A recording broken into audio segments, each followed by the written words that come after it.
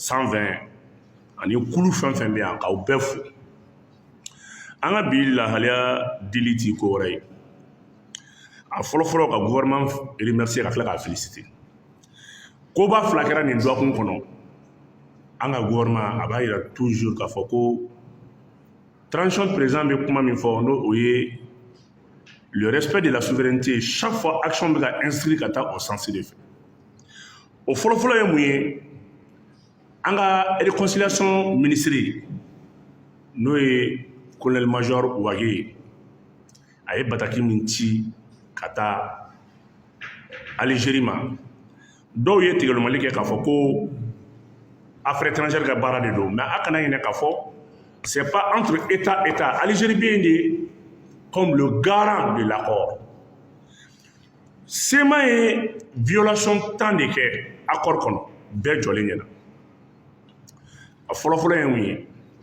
damandingɛ min bɔra Gao Woroduguyanfan ni Kidali kɔrɔyanfan ni ɲɔgɔn cɛ SEMA taara mɔgɔw lasigi ka tila ka quittance minɛ u la ale de b'olu bila ka damandingɛ in bɔ a b'a wari ta SEMA ye état major sigi a yɛrɛ ye état major min kɔnɔna la a ye chef d'état major créé ka tila k'a ka adjoint créé o kɛra médiation internationale sigilen ɲɛna a ma kuma o SEMA kelen o tila tun ka bataillon de force de l'armée reconstituée n'a b'a fɔ ko BATFAR minnu ni accord yɛrɛ kɔnɔ bɛn kɛra minnu kan k'a fɔ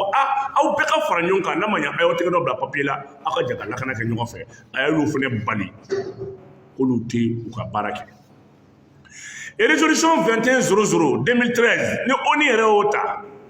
k'a yira k'a fɔ ko mouvement armé bɛɛ k'i mabɔ terroristes la danganiyaw sɔrɔla k'a fɔ SEMA ni terroristes collaboré la ka baaraw kɛ ɲɔgɔn fɛ nin bɛɛ kɛra médiation internationale ni groupe d'experts sigilen ɲɛna u ye SEMA to yen a ka kɛ fo ka n'a kɛ u yɛrɛ bɛ tila ka taa patrouille kɛ u yɛrɛ tɔgɔ la ka sɔrɔ u ye BATFAR bali patrouille la n'a bɛ f'u ma ko CSPMD n'o ye cadre stratégique permanent mɔgɔw ye u jɛra k'o baara kɛ ministre Wage a bɛ hakililajigin kɛ nin yɔrɔ la a b'a fɔ ko ale bɛ nin kuma bɛɛ fɔ kun min na walama don dɔ la médiation internationale kana n'a fɔ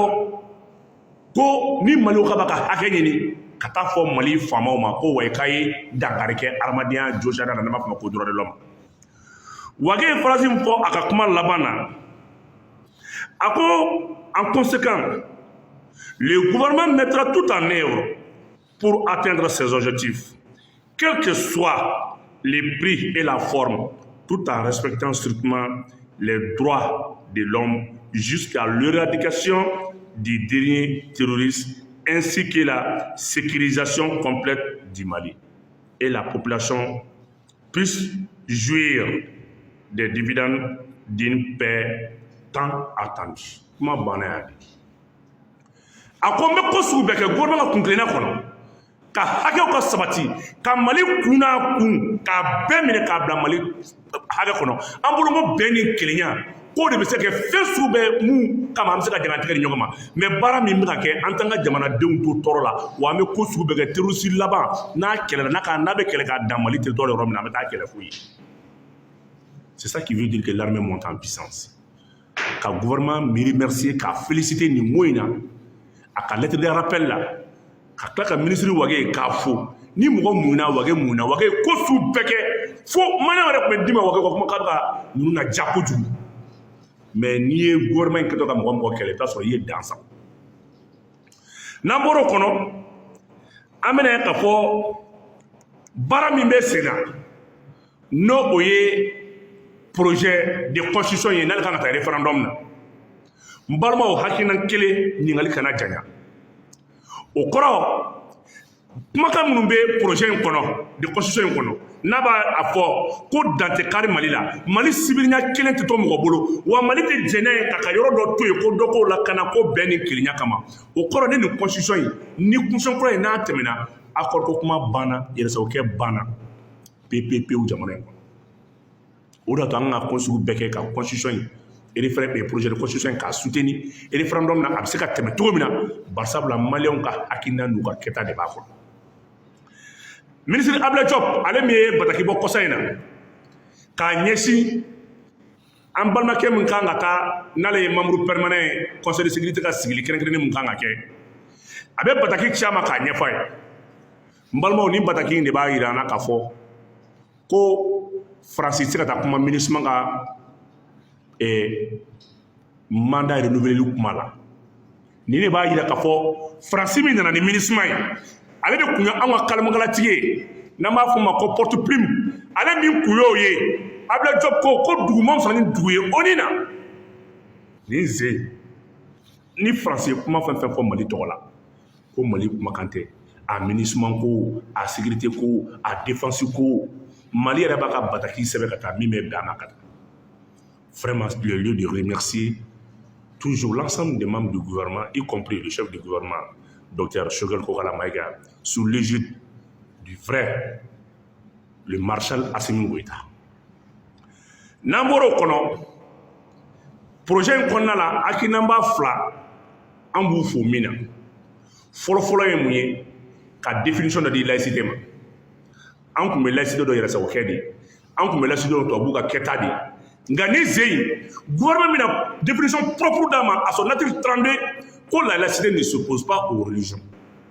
o kɔrɔ tɛ foyi ye k'a fɔ ko laïcité bɛ jamana in kɔnɔ k'i bɛ taa wari minɛ tubabuw la pour orientation sexuelle i bɛ taa nafolo minɛ tubabuw la ka na ni kalanbolola gosilen dɔ ye ko o banna ko laïcité bɛ ɲɛsin diinɛ dɔrɔn de ma diinɛw ka se k'u ka baara kɛ adamadenw ka se n'i da don min na la liberté de croyance i k'o baara kɛ i kana dankari i diinɛ ɲɔgɔn na i kana dankari i danaya ɲɔgɔn na ko Mali laïcité dan ye nin yɔrɔ dɔrɔn de ko n'a bɔra o kɔnɔna la ko an ka laïcité ko kɔrɔ wɛrɛ t'a la ni nin dɔrɔn tɛ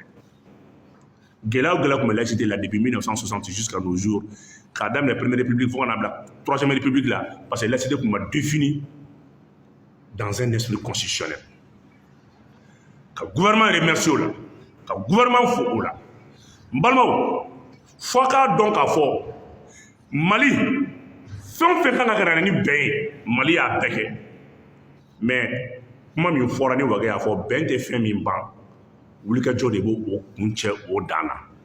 wa o y'an ka hakilina ye o ye maliden bɛɛ ka hakilina ye ka gouvernement soutenir o ye maliden bɛɛ ka hakilina ye ka Assimi soutenir nin sira kan ka bɔ kuma la gɛlɛya min ye an balimaw sɔrɔ Tunisie an balimakɛ dama kelen bɔra k'a fɔ fɛn bɛ kɛ dugu la Sky Mali ale de bɛ taa mɔgɔw ta ka na n'a ye gouvernement bɛ nafolo min bɔ k'a di n'u nana u bɛ jigin soutenir kɔnɔna de la n'o ye tunkarakɛw ka so min bɛ yen u bɛ jigin yen de sini